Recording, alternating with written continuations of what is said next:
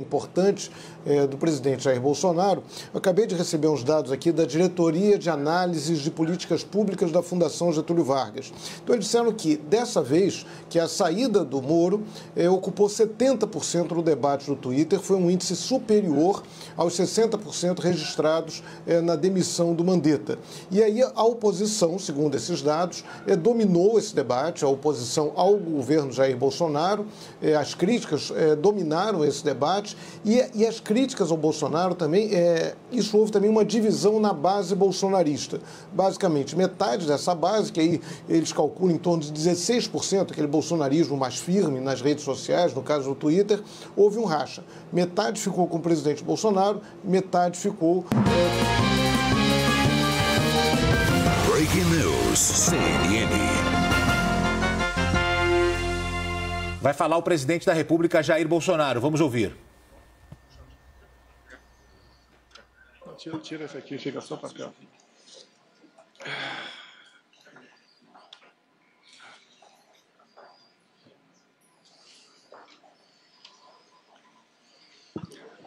Senhores e senhoras, boa tarde.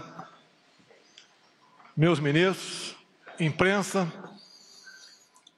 povo brasileiro que me assiste.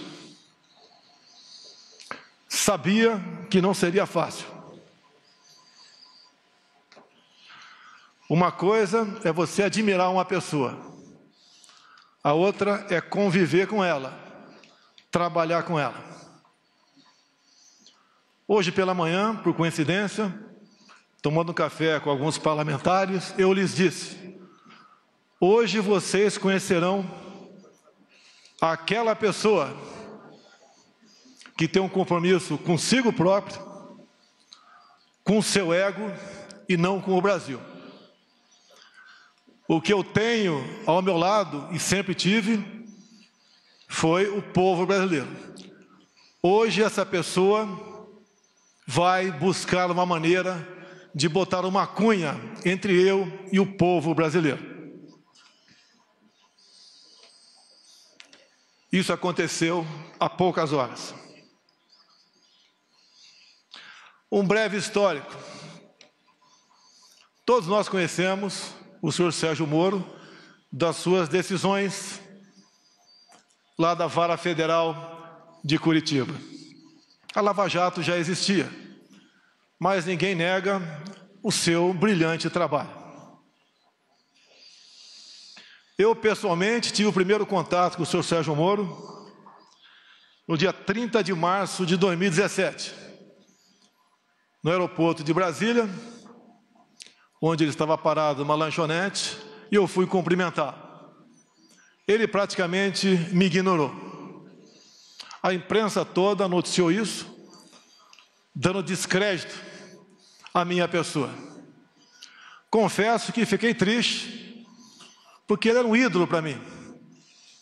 Eu era apenas um deputado, humilde deputado, como é, ou como são, a maioria do que estão no parlamento brasileiro. Não vou dizer que chorei, porque estaria mentindo, mas fiquei muito triste. Na minha surpresa, alguns dias depois, eu estava em Parnamirim e recebi um telefonema dele, onde, obviamente, a sua consciência tocou e ele conversou comigo sobre o episódio. Eu dei por encerrado o assunto. Me senti, de certa forma, reconfortado. O tempo passou, eu numa pré-campanha e ele com as suas sentenças em Curitiba. Com o passar do tempo, entrei em campanha e, como, no meu entendimento, não tinham como me deter, tentaram me assassinar. Obviamente, isso marca a história de uma nação. Muito mais a minha vida, a da minha família, em especial da minha filha Laura, de 9 anos de idade. Acabou o primeiro turno. Eu passei para o segundo turno com o senhor Fernando Haddad, do PT. Nesse ínterim, eu baixado no Einstein, em São Paulo, recebi uma ligação de uma pessoa que queria fazer com que o senhor Sérgio Moro fosse me visitar. Eu fiquei feliz, mas declinei. Ele não esteve comigo durante a campanha. Eu não sei quem ele votou no primeiro turno e nem quero saber. O voto é sagrado e secreto. Mas eu exatamente evitei conversar com ele naquele momento, entre o primeiro e o segundo turno, porque com toda certeza essa visita se tornaria pública e eu não queria aproveitar do prestígio dele para conseguir a vitória no segundo turno. Após, então, a nossa vitória, a vitória da democracia, da liberdade, das eleições livres, eu recebi o senhor Sérgio Moro na minha casa, na Barra da Tijuca. Presente, ao meu lado, o senhor Paulo Guedes, um homem que já havia escolhido para ser ministro da Economia. E ali traçamos alguma coisa de como ele seria tratado caso aceitasse o nosso convite para ser ministro da Justiça. Obviamente, repito, ele não participou da minha campanha. Acertamos, como fiz com todos os ministros, vai ter autonomia no seu ministério. Autonomia não é sinal de soberania. A todos os ministros, e a ele também, falei do meu poder de veto. Os cargos chaves teriam que passar pelas minhas mãos e eu daria o sinal verde ou não. Para todos os ministros foi feito dessa maneira. Mais de 90% desses cargos que passaram pelas minhas mãos, eu dei o sinal verde. Assim foi também com o senhor Valeixo. Até ontem, diretor-geral da nossa honrada e gloriosa Polícia Federal.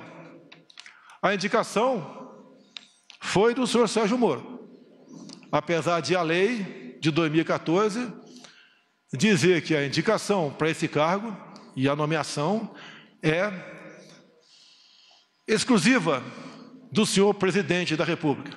Abri mão disso, porque confiava no senhor Sérgio Moro. E ele levou a sua equipe, ou trouxe a sua equipe aqui para Brasília. Todos os cargos chaves são de Curitiba, inclusive a Polícia Rodoviária Federal.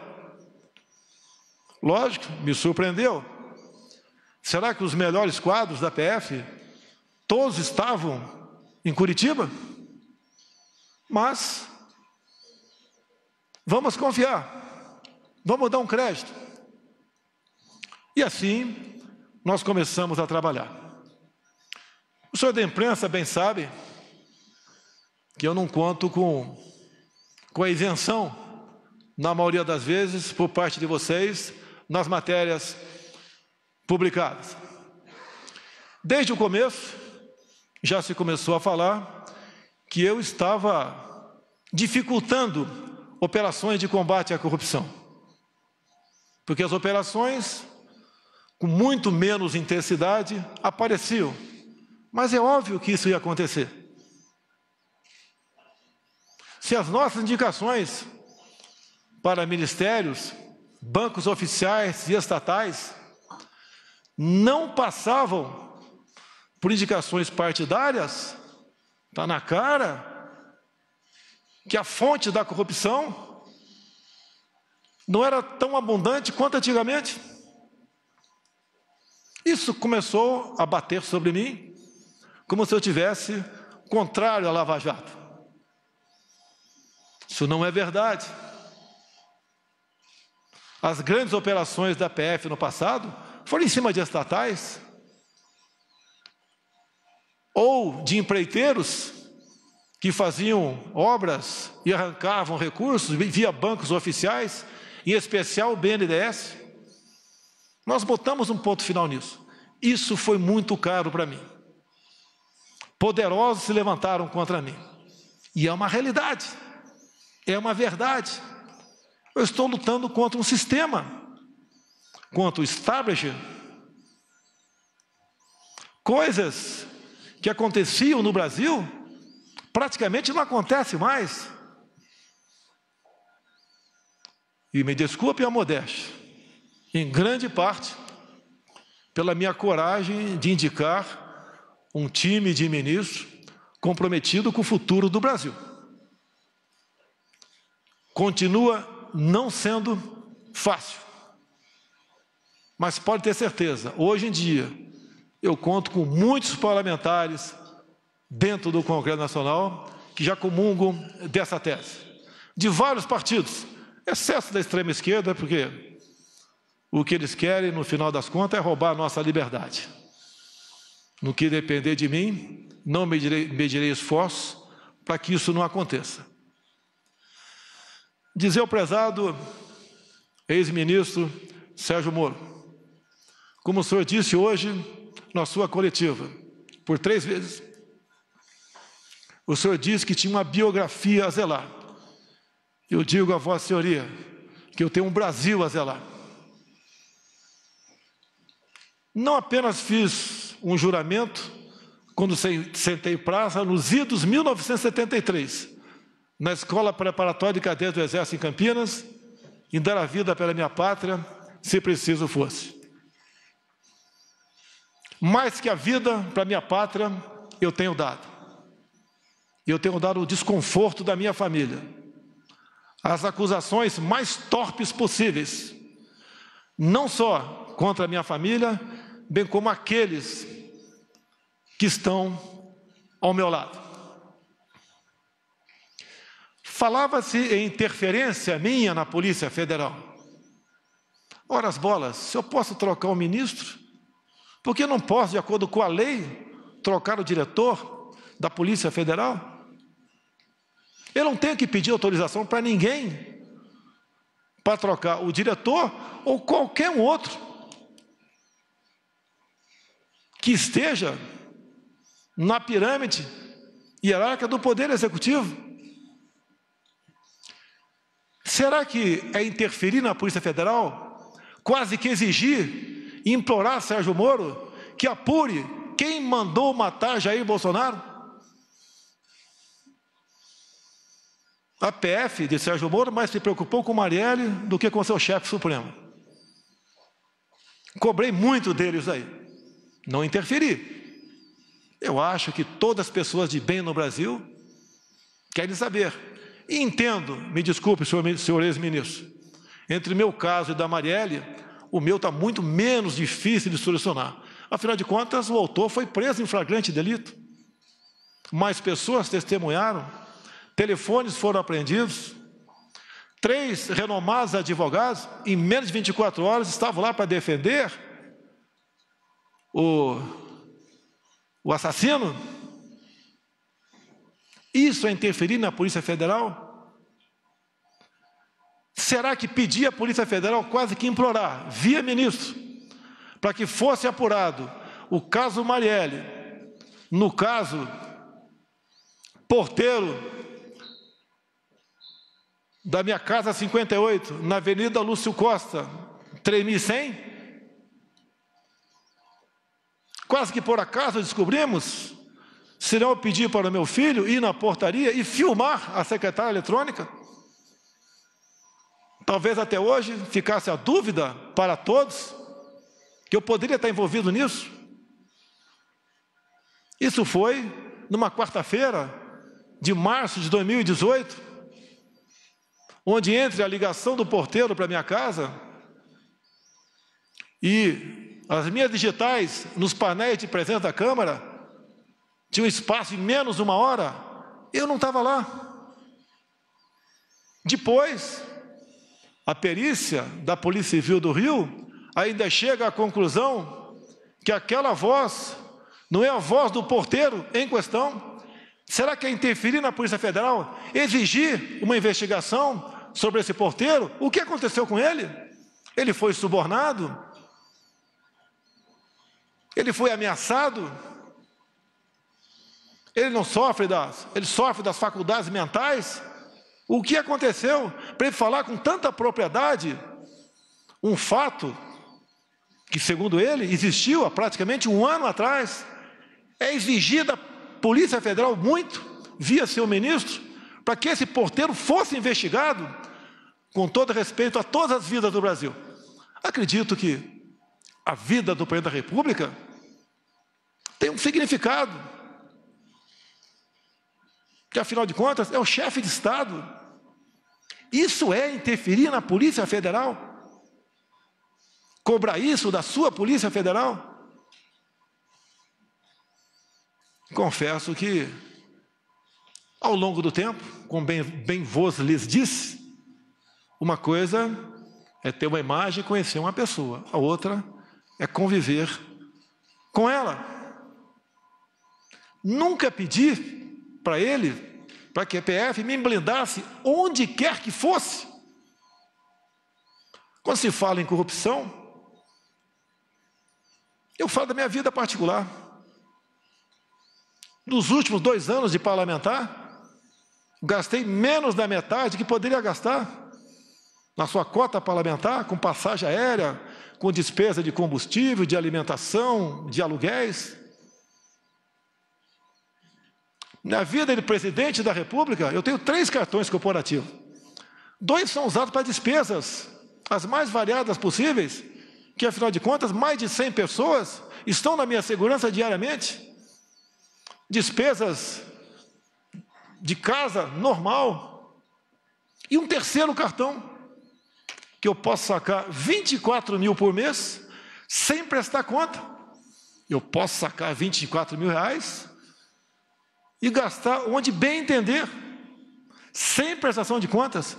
Quanto eu usei dessa verba desde janeiro do ano passado? 0.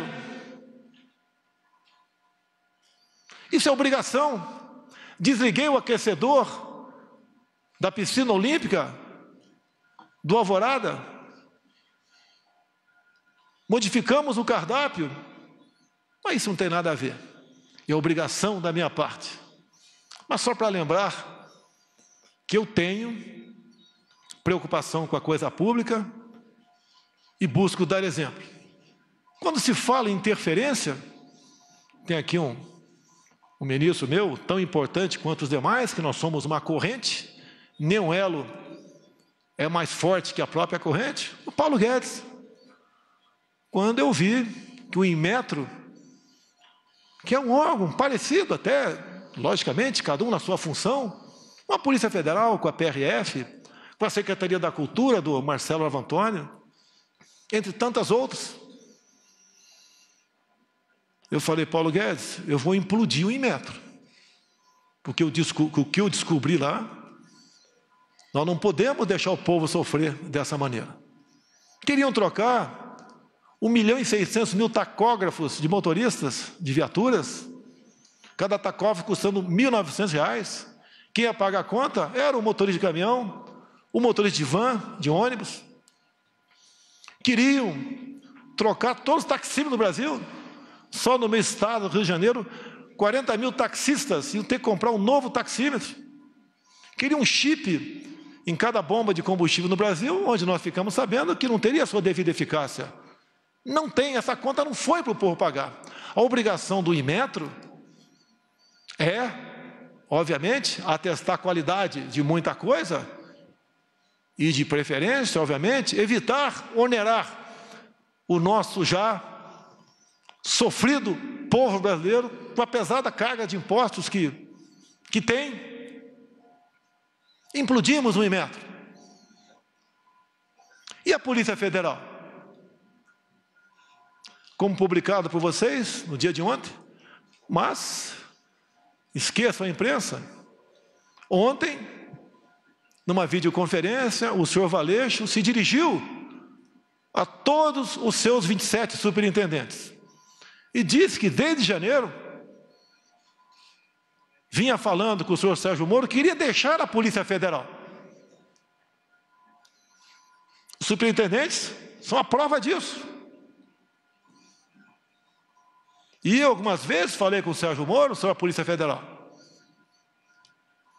Quando eu me elegi, havia uma ideia por parte de policiais, muitos trabalhavam comigo, em torno de 60 em rodízio, eu tinha direito a isso pela legislação, até o maior efetivo por ser o candidato com maior chance, e mesmo assim, apesar de todo o trabalho da Polícia Federal, não conseguiu evitar a tentativa de homicídio, mas eu digo, foi a Polícia Federal, com seu trabalho técnico, preventivo, que também foi um elo na salvação da minha vida. Porque a cada ponto, a cada esquina que eu passava, eles tinham um plano da minha evacuação, caso sofresse alguma coisa. Então, a Polícia Federal, em primeiro lugar, eu devo a minha vida a esses homens, bem como alguns policiais militares de Brasília e do Rio que voluntariamente estavam lá em Juiz de Fora. E o que eu quero, o que nós queremos da Polícia Federal, que ela seja usada em sua plenitude, que as suas operações sejam, no mínimo, mantidas, no que depender de mim, potencializadas, que é com o trabalho dela que nós damos esperança, num primeiro momento, à população brasileira. O combate à corrupção, o combate ao crime organizado. E, como mesmo o senhor Valeixo disse que estava cansado, eu comecei a fazer gestões junto ao ministro para trocarmos o diretor-geral da Polícia Federal. Era a intenção dele, como ele declarou ontem, que desde janeiro queria sair. Nós cansamos, nós não somos máquinas. No dia de ontem, eu conversei com o senhor Sérgio Moro, só eu e ele, como na maioria das vezes nossas conversas, onde eu sempre abri o coração para ele. Eu já duvido se ele sempre abriu o coração para mim. Eu sempre disse aos meus ministros, a confiança tem que ter dupla mão. O ministro quer que eu confie nele, quer e tem razão, mas eu também quero que o ministro confie em mim. Sempre falei para ele, Moro, não tenho informações da Polícia Federal. Eu tenho que todo dia ter um relatório do que aconteceu, em especial nas últimas 24 horas, para poder bem decidir o futuro dessa nação. Eu nunca pedi para ele o andamento de qualquer processo. Até porque a inteligência, com ele, perdeu espaço na justiça. Quase que implorando informações. E assim, eu sempre cobrei informações dos demais órgãos de inteligência oficiais do governo, como a ABIN, que tem à frente um delegado da Polícia Federal. Uma pessoa que eu conheci durante a minha campanha e tem um nome e é respeitado pelos seus companheiros. E conversando ontem com o Moro, entre muitas coisas, até que chegou na questão Valeixo. Eu falei, está na hora de botar um ponto final nisso. Ele está cansado, está fazendo como pode o seu trabalho. Pessoalmente, não tenho nada contra ele. Conversei poucas vezes com ele durante 1 ano e 4 meses. Sim, poucas vezes, mas conversei com ele. E a maioria das vezes estava o Sérgio Moro do lado. Então, eu falei que amanhã, dia de hoje, o Diário Oficial da União publicaria a exoneração do senhor Valeixo. E, pelo que tudo indicava, a exoneração a pedido. Bem, ele relutou, o senhor Sérgio Moro, e falou, mas o nome tem que ser o meu. Falei, vamos conversar. Por que tem que ser o seu e não o meu? Ou então vamos pegar, já que não tem interferência política, técnica ou humana, pegar os que têm condições e fazer um sorteio. Por que tem que ser o dele e não possivelmente o meu, ou um de consenso entre nós dois. E eu lembrei da lei de 2014, que a indicação é minha, é prerrogativa minha. E o dia que eu tiver que submeter a qualquer um subordinado meu, eu deixo de ser presidente da República. Jamais pecarei por omissão. Falei para ele, quero um delegado, que pode não ser o seu, pode não ser o meu, mas que eu sinta, além da competência óbvia, se bem que isso é uma coisa comum entre os delegados da Polícia Federal, que eu possa interagir com ele. Por que não? Eu interajo com os órgãos de inteligência das Forças Armadas, se preciso for, eu interajo com a BIM, interajo com qualquer um do governo, sempre procuro o ministro, mas numa necessidade, eu falo diretamente com o primeiro escalão daquele ministro, como ontem, ou anteontem, eu tinha que decidir uma coisa, tinha que ver com a Marinha. Mas como era exclusivamente com a Marinha, eu resolvi naquele momento não falar com o ministro da Defesa. Falei diretamente com o da Marinha e foi resolvido de acordo com o interesse dele. E depois participei do ministro da Defesa. Isso não é quebra de hierarquia, é necessidade. Não posso abrir mão disso, assim como o ministro da Defesa pode ligar diretamente com o comandante de batalhão, sem passar pelo comandante da brigada. Se preciso for, depois ele participa, para evitarmos que venhamos ferir o princípio da hierarquia. E mais, já que ele falou em algumas particularidades, mais de uma vez, o senhor Sérgio Moro disse para mim, você pode trocar o Valeixo sim, mas em novembro, depois que o senhor me indicar para o Supremo Tribunal Federal. Me desculpe, mas não é por aí.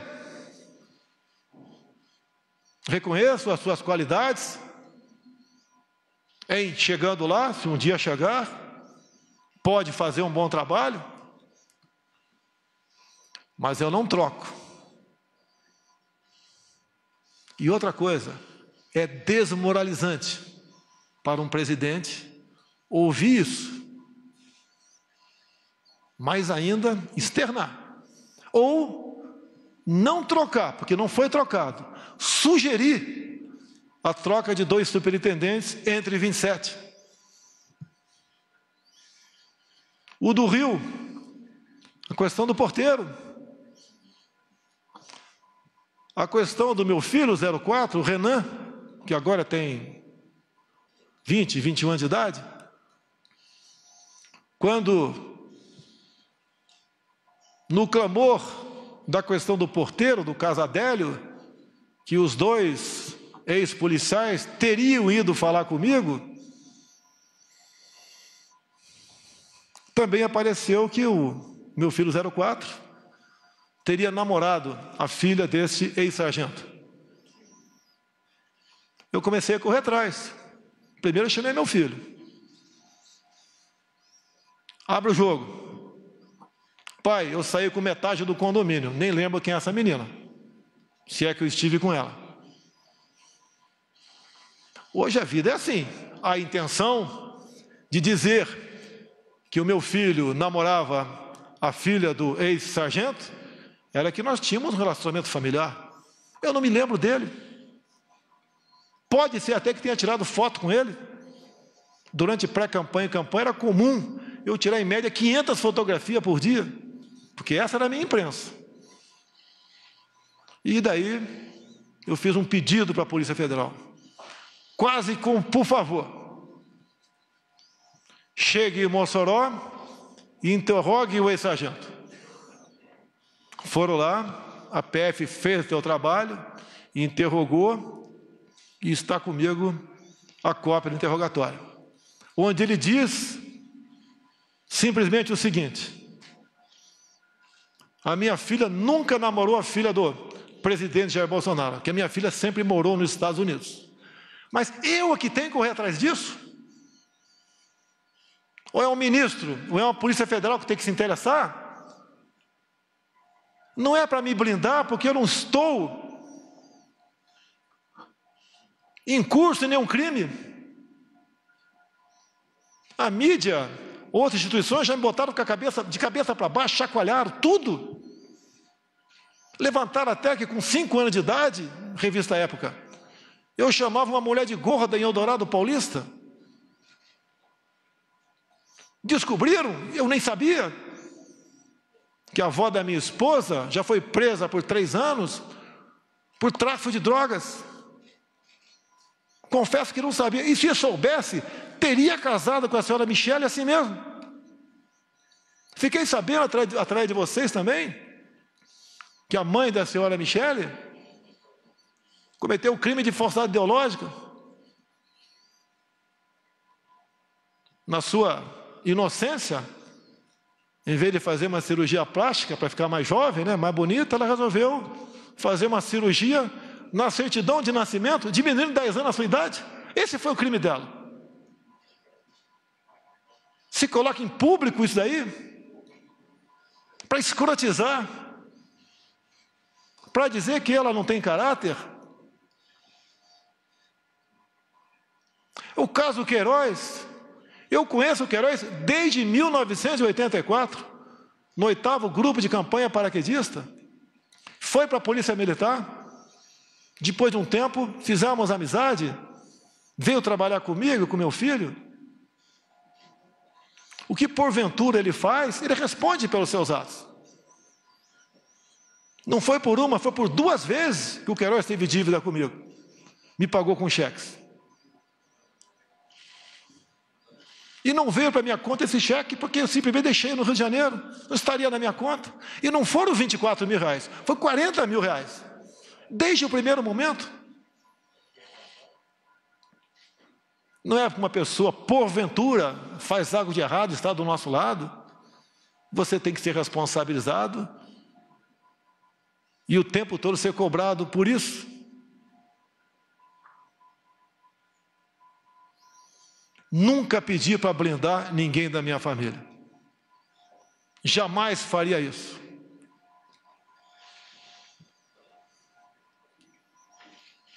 Agora, eu lamento que aquela pessoa que mais tinha que defender dentro de uma legalidade não o faz. Teve um clima, sim, pesado com o senhor ministro, na última reunião de ministros, onde eu cobrei dele, na frente de todos os ministros, que ele tomasse uma posição sobre a prisão e algemas usada contra mulheres na praia, mulheres em praça pública, como de Araraquara, um pobre, um humilde trabalhador do comércio no Piauí, entre tantos outros, que ele tinha que mostrar sua cara. Ele tem amparo na lei do abuso de autoridade. Essa lei, que por ser lei, não tem que ser questionada, discutida, tem que ser cumprida. Quem é contra ela, que apresente o MADIM junto ao órgão competente para que ele ajuize junto ao Supremo Tribunal Federal. A resposta dele foi o silêncio. Boas matérias, ele aparece, mas se omite. A minha vida, as minhas ações, muitas vezes, elas são de um arrebento, de explosão. Eu não posso admitir cercear o direito de ir e vir quem quer que seja. E a lei que fala sobre isso, no caso de pandemias, é alguém comprovadamente infectado. A decisão dessas medidas coercitivas cabem aos respectivos governadores e prefeitos. Assim decidiu o Supremo Tribunal Federal. E uma vez decidido, não cabe a mim questionar mais. Prefeitos, alguns governadores, em cima disso, estão cometendo tremendos absurdos. E o governo federal tem que se posicionar. Tem que peticionar o Supremo Tribunal Federal, entrar com ações. E quem tem que fazer isso? O presidente? Ou o ministro da pasta responsável? Isso incomoda ele. É um ministro, lamentavelmente, desarmamentista, dificuldades enormes com decretos para facilitar para os CACs ou para aqueles que têm uma arma a compra de armamento, de munição.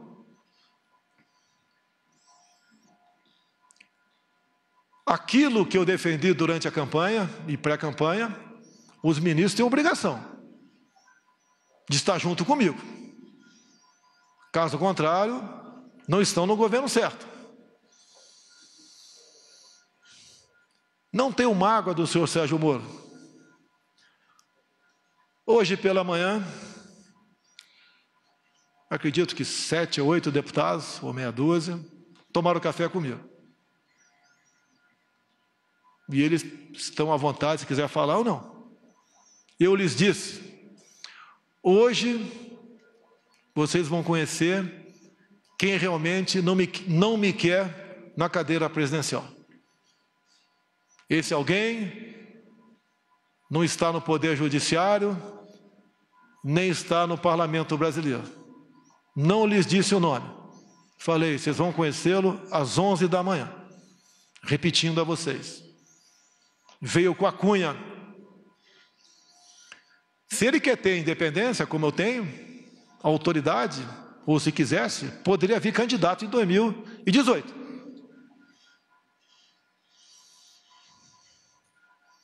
Agora, eu não posso conviver, ou fica difícil a convivência, com uma pessoa que pensa bastante diferente de você.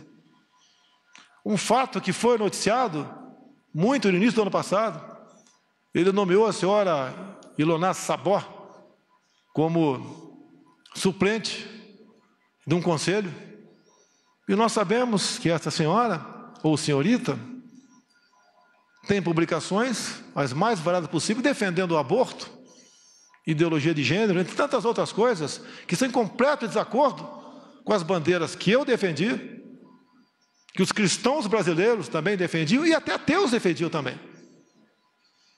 Não foi fácil conseguir a exoneração dessa pessoa, porque o tempo todo você me deu carta branca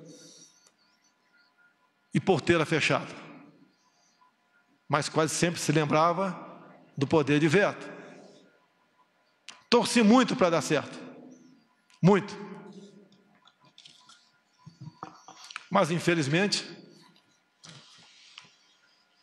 ou felizmente, no dia de hoje, após nossa conversa no dia de ontem, eu até fui sinalizado que ele compareceria à presidência e seria bem recebido, como foi o senhor Mandetta há poucos dias, para comunicar seu afastamento, ou para tentar a última cartada. Tem mais esses nomes aqui para o DG. O senhor concorda com algum desses ou não? E daí tomar uma providência. Eu sempre fui do diálogo. Vocês não vão encontrar nenhum ministro meu que vai dizer que eu impus qualquer coisa para ele. Ele resolveu marcar uma coletiva e fez acusações infundadas, que eu lamento. Para muitos, vai deslustrar a sua tão defendida biografia. Nós que estamos na linha de frente, nós ministros, tem algo mais importante que a nossa biografia. É o bem-estar do seu povo, é o futuro dessa nação. Vamos levar, no sentido figurado, muito tiro na cara, mas vamos cumprir a missão. Aqui tem ministros que apanham todo dia, como Abraham Van Trauben, por exemplo. Outros apanham também, mas esse é um exemplo. Luta contra uma doutrinação de décadas, onde vem demonstrando que a educação do Brasil nunca teve tão mal. Não só as provas do PISA, bem demonstram que estamos em várias matérias em último na América do Sul, em último no mundo. Isso tem que ser mudado. Ele tenta e vem demonstrando com muito trabalho que não vale senhores pais, senhoras mães, que seu filho tem um pedaço de papel escrito diploma. Ele tem que exercer aquele ofício. O diploma, hoje em dia, passou a ser apenas uma figura decorativa para alunos. Ele tem que ser um bom profissional e não um bom militante.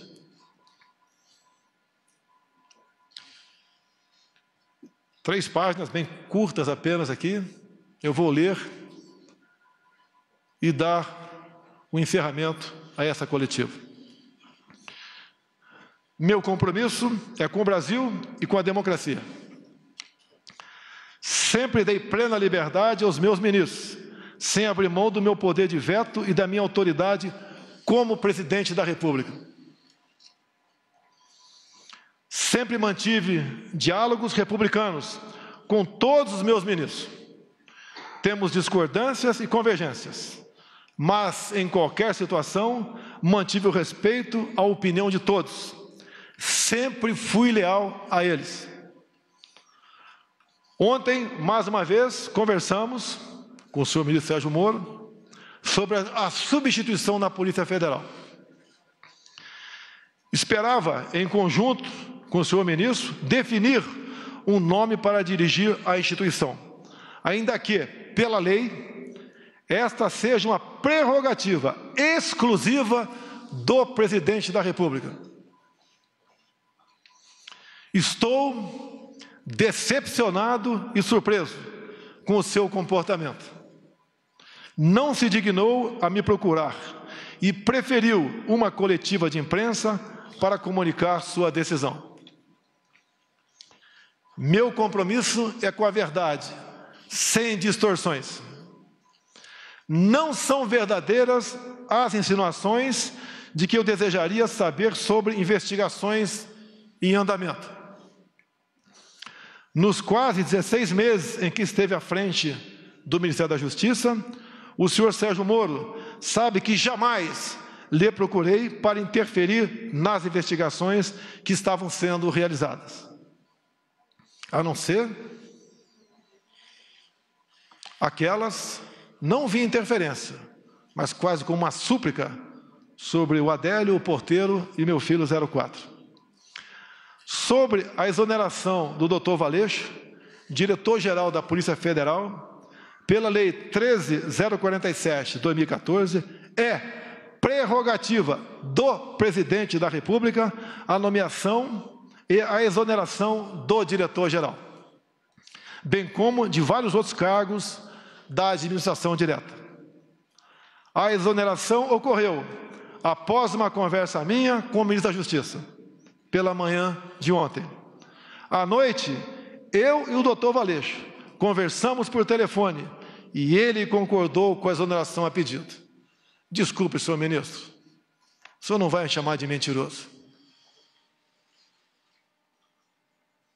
Não existe uma acusação mais grave para um homem como eu, militar, cristão e presidente da República, ser acusado disso. Essa foi a minha conversa com o doutor Valeixo. E mais ainda, não só a imprensa publicou, no dia de ontem e de hoje, bem como, entre aspas, o doutor Valeixo, em contato com a Superintendência do Brasil, comunicando que estava cansado, que desde janeiro queria sair. Então não foi uma demissão que causasse surpresa a quem quer que fosse. A PF é uma instituição de Estado. Ela deve se conduzir de acordo com a Constituição Federal e as leis do país. Não importa quem as conduza. Não abro mão disso. Não existe possibilidade de interferência na Polícia Federal. Sua própria estrutura e seus profissionais garantem a autonomia de suas investigações. Esta autonomia é inerente à instituição, independente de governos. Não posso aceitar minha autoridade confrontada por qualquer ministro. Assim como respeito a todos, espero o mesmo comportamento. Confiança é uma via de mão dupla. Continuarei fiel a todos os brasileiros. Seguirei no combate à corrupção, às organizações criminosas e no trabalho para a redução da criminalidade. O governo continua. O governo não pode perder sua autoridade por questões pessoais de alguém que se antecipa a projetos outros. Travo o bom combate. A minha preocupação é entregar o Brasil para quem vier me suceder no futuro, bem melhor do que recebi em janeiro do ano passado. Confio nos meus ministros, nos servidores públicos, que têm nos ajudado a vencer a estes obstáculos. O Brasil é maior do que qualquer um de nós. Esse é o nosso compromisso, esse é o nosso dever de servir a pátria. A pátria vai ter de cada um de nós o seu empenho, o seu sacrifício e, se possível, se for necessário, o teu sangue para defender a democracia e a liberdade. Meu muito obrigado a todos os senhores. Está encerrado este pronunciamento. Você acompanhou aí, chega a ficar